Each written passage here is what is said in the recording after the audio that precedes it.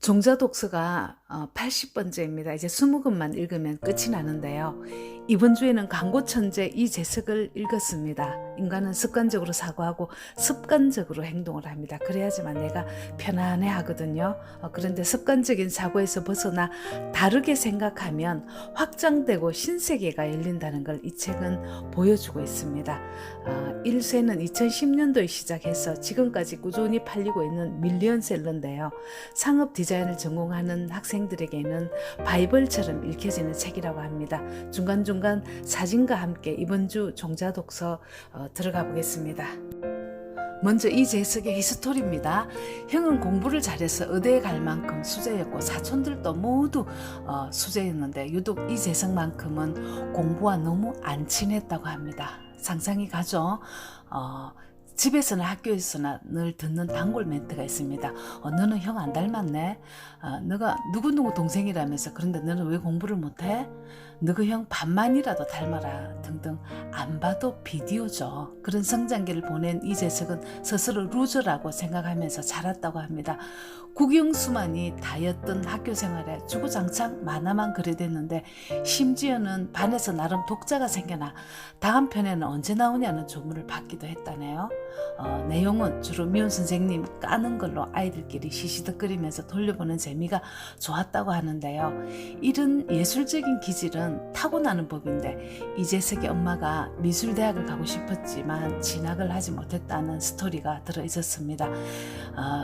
지금도 그렇지만 예술로 먹고 사는 게 어렵다 보니까 부모들은 자기 자식이 미술을 전공한다고 하면 먼저 거부감부터 들겠죠. 이재석의 만화를 발견해준 미술 선생님이 있었습니다. 미술 선생님은 이재석의 그림을 보고 국영수가 아니더라도 4년제 대학 갈 길이 있으니까 계명대학교, 이재석은 대구 사람입니다. 4년제 대학을 목표로 1년 동안 숨쉬는 일 빼고 그림에만 몰두하게 했습니다. 그리고 계명대학을 들어갑니다. 대학 내내 미술학원에서 아르바이트를 했고 대구 시내를 좀 벗어나 멀리 가면 시급이 높았기 때문에 돈을 더 벌 수 있었고 이렇게 번 돈은 엄마에게 다 드렸다고 합니다. 그리고도 대학을 수석으로 졸업했다고 하네요.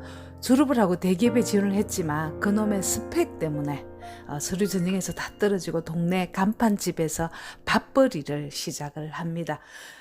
그러던 어느 날 이게 참 중요한데요. 동네 밥집에서 밥을 먹으면서 좋은 아이디어가 있다. 30만 원만 들면 간판을 새로 만들고 새로 만들면 사람들 눈에도 잘 띄니까 장사가 잘 될 거라고 주인을 설득을 시키고 있는데 동네 명함 아저씨가 만다고 큰 돈을 들여서 간판까지 바꾸노. 몇만 원만 들여서 명함 몇 통이면 되는데 여기서 졌다고 합니다. 그래서 이재석은 이대로는 안 되겠다. 내 인생을 이렇게 살아서는 안 되겠다라는 큰 전환기를 맞게 됩니다. 결핍인 채로 평생을 원망하고 살아가는 사람도 있고 결핍을 에너지로 삼아서 더 단단해지는 사람도 있습니다. 어떤 것을 선택하느냐에 따라서 인생의 길은 다르게 오겠죠.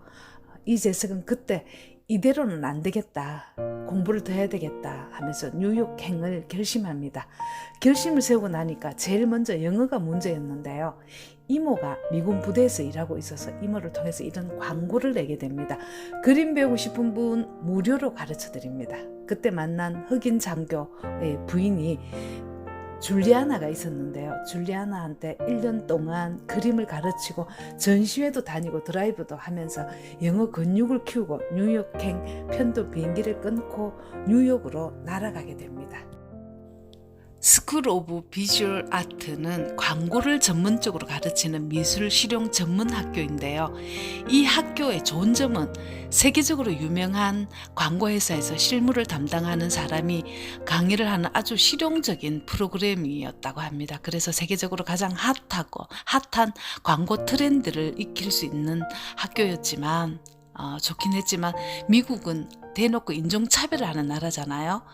영어도 제대로 안 되는 유색 인종에게 친절할 리가 없었겠죠.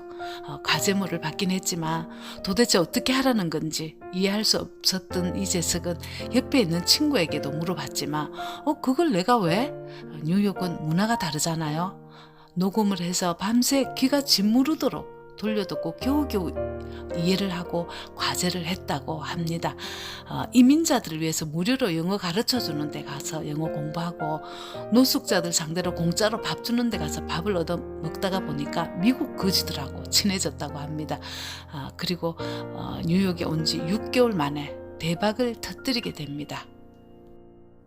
이 사진은 국제환경단체의 홍보용 옥외 광고인데요. 제목은 대기오염으로 한 해 6만 명이 사망합니다.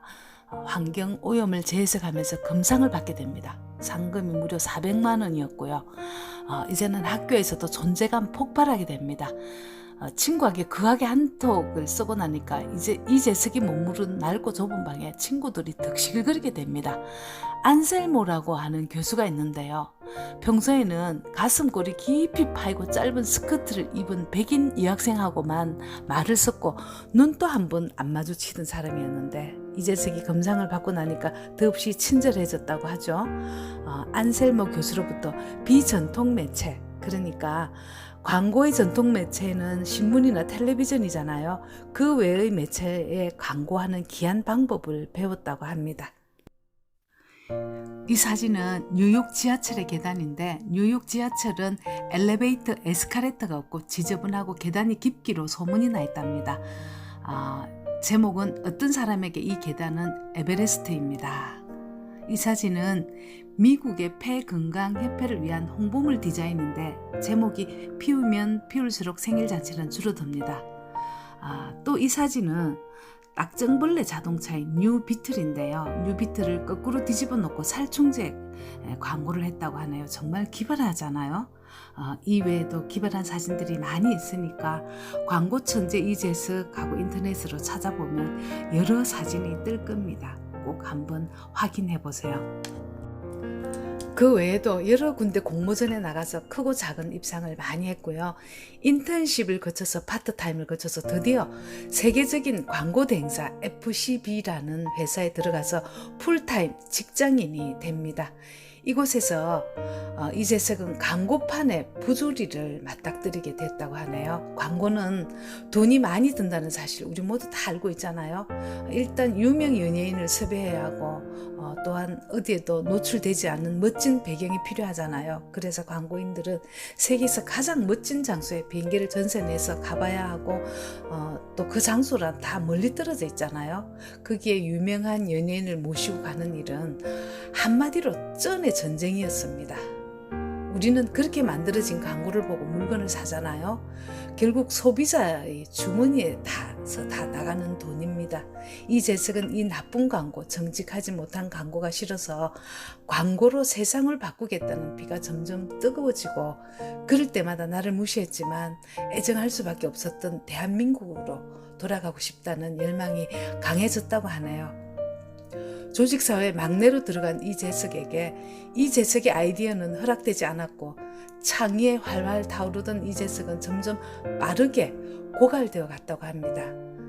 창의란, 창조적인 행위란 비워내야지만 다시 생기는 샘물과 같은 거라서 비워내지 못한 아이디어를 저장하고 있던 이재석은 마치 발정난 숙회 같았다고 표현을 했습니다. FCB 회사에서 건진 큰 그림은 착한 광고, 정직한 광고에 대한 갈망이었고요. 국장인 둘시디오라는 사람에게 저예산 광고에 대해서 눈을 뜨게 됩니다.